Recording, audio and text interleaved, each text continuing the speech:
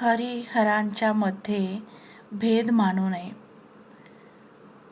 सांगली येथे विष्णुपंत नगरकर या नावाचे पोस्टमास्तर होते. तेथे त्यांचे घरदार असून त्यांची परिस्थिती बऱ्यापैकी होती. विष्णुपंत आचरणाने सदाचारी होतेच, शिवाय ते मोठे शिवभक्त होते. त्यांचे श्री शंकरावर विलक्षण प्रेम असे. रोज पहाटे उठून स्नान, संध्या, पार्थिव पूजा, शिवलीलामृताचे वाचन इत्यादी कार्यक्रम अनेक वर्षे फार निष्ठेने त्यांनी सांभाळला. शिवाय दिवसभर शिवाचे नाम सारखे चालू असे. एकंदरीत कडक शिवभक्तास शोभेल असेच पंतांचे वागणे होते. परंतु त्यांच्यातही एक दोष होता, तो हा की ते विष्णुभक्तांना वैरी मानित. ते श्रीकृष्णाच्या लीलांची नेहमी चेष्टा करून त्याला कुत्सितपणे हसायचे आणि श्रीकृष्णभक्ताची वाटेल ती निंदा करायचे. एक दिवस पंत पूजेला बसले होते. पार्थिव पूजा वगैरे आटोपून त्यांनी ध्यान लावण्यास आरंभ केला. पण ध्यान लागण्याच्या ऐवजी ते एका खोल तंद्रीत गेले व त्यांना पुढील प्रकार दिसला, तो असा. एका अरण्यामध्ये अत्यंत शांतता असून आजूबाजूला फुला फळांनी बहरलेले वृक्ष व लता आहेत. जवळच एक नदी संथपणे वाहत असून तिच्या एका तीरावर फार सुंदर शिवालय आहे. पंतांनी नदीमध्ये स्नान केले आणि मंदिरात जाऊन श्री शंकराची पूजा करण्यास आरंभ केला. ओम हर हर महादेव असे म्हणून ते गंध लावू लागले. तो शंकराच्या पिंडीमधून एकदम श्री महाराज प्रगट झाले. त्यांना पाहून पंत घाबरून गेले आणि हा कोण सिद्ध पुरुष आहे याचा स्वतःच्या मनाशीच विचार करू लागले. श्री महाराजांच्या पायात रत्नजडित खडावा, गळ्यात कंठी आणि तुळशीच्या माळा, अंगामध्ये भगवी कफनी, कपाळावर केशरी त्रिपुंड्र, एका हातात कुबडी, दुसऱ्या हातात तुळशीची माळ होती आणि मुखी रामनामाचा उच्चार चालू होता. त्यांनी पंतांच्याकडे फारच प्रेमाने पाहिले आणि जय जय रघुवीर समर्थ असे म्हटले. पंत पहिल्याने घाबरले खरे, पण श्री महाराजांच्या प्रेमळ नजरेने त्यांना धीर आला आणि त्यांनी चरणावर वंदन केले. हात जोडून उभे राहिले. त्यावेळी श्री महाराज त्यांना म्हणाले, अरे विष्णुपंत, तू श्री शंकराचा मोठा भक्त आहेस, हे चांगले आहे, पण तू कृष्णाची निंदा का करतोस? श्री शंकर आणि श्रीकृष्ण एकाच परमात्म स्वरूपाची दोन व्यक्त रूपे आहेत, हे तुला माहीत नाही का? हरिहरांमध्ये भेद नाही असेच श्रुती आणि स्मृती सांगतात ना. तर आजपासून विष्णुभक्तांची निंदा करायचे सोडून दे. अशी निंदा करण्याने तुझ्या शिवाच्या उपासनेला कमीपणा येतो, हे तुला समजत नाही. आजपासून तू रोज शाळीग्रामाची पूजा करीत जा.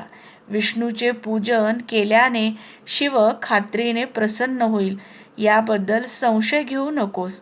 श्री महाराजांचे हे भाषण ऐकून पंतांच्या डोळ्यातून झरझर पाणी वाहू लागले. श्री शंकराच्या पूजेसाठी आणलेल्या साहित्याने त्यांनी श्री महाराजांची पूजा केली. त्यावेळी श्री महाराजांनी त्यांच्या पाठीवरून हात फिरवला आणि पुन्हा आपली भेट होईल असे सांगून गुप्त झाले. एवढे होते तो विष्णुपंतांची तंद्री उतरली.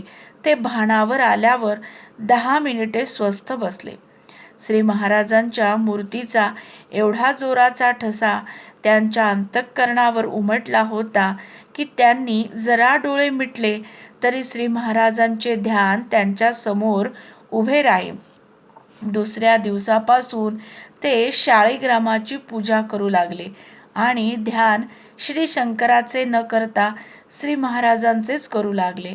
असे काही दिवस गेल्यावर पुन्हा आपली भेट होईल या श्री महाराजांच्या शब्दांची आठवण होऊन श्री महाराज आपल्याला भेटावेत असे त्यांना वाटू लागले. पोशाखावरून व वागण्यावरून श्री महाराज रामदासी असावेत असा तर्क त्यांनी बांधला.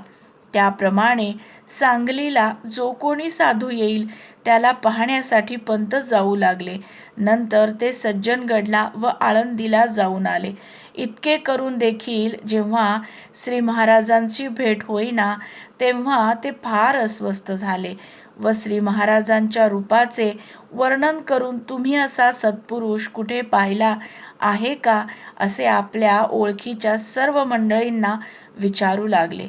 पंतांच्या मित्रापैकी एक जण नुकताच पंढरपूरला जाऊन आला होता.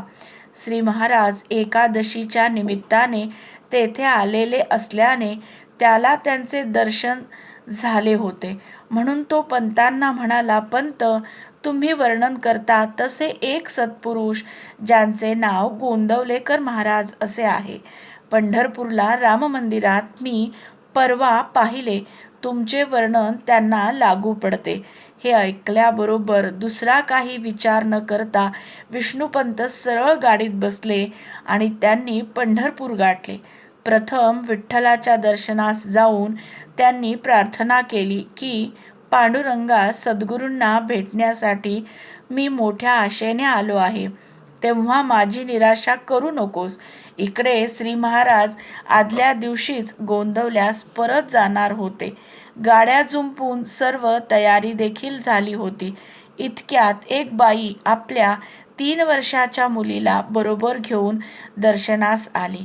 त्या बाईला प्रसादाचा नारळ दिल्यावर श्री महाराज त्या मुलीला सहज म्हणाले, बाळ, मी आज गोंदवल्यास जाऊ का?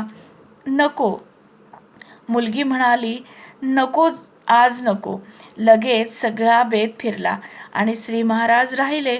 तिकडे विष्णुपंत विठ्ठलाचे दर्शन घेऊन राम मंदिराचा शोध करीत निघाले. पत्ता मिळून ते मंदिरामध्ये आले तेव्हा श्री महाराज कमरेवर हात ठेवून जणू काही कोणाची वाट पाहत असावेत असे उभे होते. पंतांनी श्री महाराजांना पाहिल्याबरोबर ओळखले, कारण हुबेहूब तेच ते तंद्रीत दिसलेले ध्यान. पंतांना त्यावेळी काही सुचेना. त्यांच्या डोळ्यांना पाणी येऊ लागले व गात्रे विकल होऊन गेली. परंतु श्री महाराजच पुढे झाले आणि त्यांनी पंतांना पोटाशी धरले. श्री महाराज एवढेच बोलले, शाळीग्रामाची पूजा चालू आहे ना? पंतांनी मानेनेच हो म्हणून सांगितले. श्री महाराजांनी त्यांना 2 दिवस ठेवून घेतले. पंतांनी अनुग्रह मागितला तेव्हा सर्व लोकांपाशी त्यांची मोठी स्तुती करून श्री महाराजांनी त्यांना दिले. श्री शंकराला अत्यंत प्रिय असलेले रामनामच आपण घ्यावे असे श्री महाराज बोलले. श्रीराम.